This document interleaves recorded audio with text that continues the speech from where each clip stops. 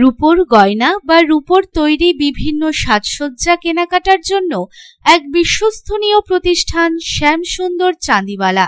শ্যামসুন্দর চাঁদিওয়ালা মানেই চাঁদির পিওরিটির 100% গ্যারেন্টি।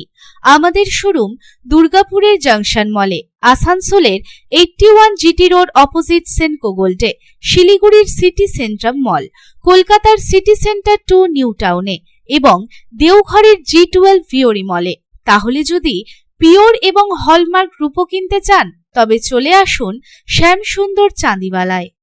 চৌঠা জুন আসানসোলের সীতারামপুরে রাস্তার ধারে জামুরিয়ার যুবকের রক্তাক্ত মৃতদেহ উদ্ধারে তদন্তে এলো 4 সদস্যের ফরেনসিক দল। ঘটনাস্থলে এসে তারা নমুনা সংগ্রহ করে।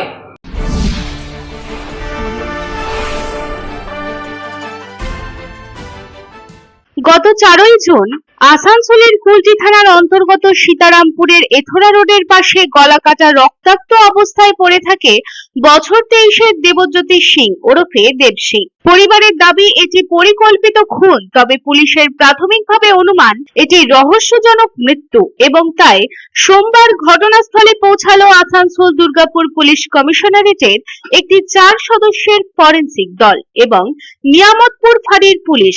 ঘটনাস্থলে পৌঁছে তারা নমুনা সংগ্রহ করে এবং ঘটনাস্থলের বিস্তারিত তদন্ত শুরু করে।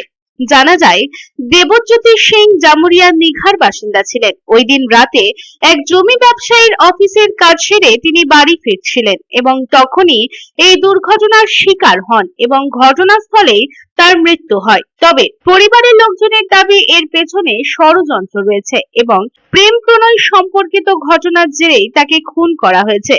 জানা যায়, দেবজ্যোতি সিং এক যুবতীর সঙ্গে প্রেম প্রণয়ের সম্পর্কে জড়িত ছিল। প্রতিদিন ওই যুবতীকে দেবজ্যোতি সিং বাড়িতে পৌঁছে দিয়ে আসতো এবং ওই যুবতীর পরিবারের আত্মীয়র সঙ্গে দেবজ্যোতি সিংকে শেষবারের মতো দেখা যায়। তারপরে এই মৃত্যুর ঘটনা ঘটে। তাই পরিবারের অভিযোগ ওই যুবতীর দিকেই রয়েছে। তবে পুলিশ এ বিষয়ে কোনো মন্তব্য করেননি। তারা জানিয়েছেন, ফরেনসিক দল ঘটনাস্থল থেকে প্রয়োজনীয় নমুনা সংগ্রহ করে তা বিশ্লেষণের জন্য পাঠিয়েছে এবং তাই ফরেনসিক রিপোর্ট এবং অন্যান্য তদন্তের ভিত্তিতে পরবর্তী পদক্ষেপ নেওয়া হবে। তবে এই ঘটনায় আসানসোলের নিরাপত্তা ব্যবস্থা নিয়ে প্রশ্ন তুলেছে স্থানীয় বাসিন্দারা। তাদের দাবি, জাতীয় সড়কের আশেপাশে নজরদারি বাড়ানো উচিত এবং রাতের বেলায় পুলিশ টহল জোরদার করা প্রয়োজন।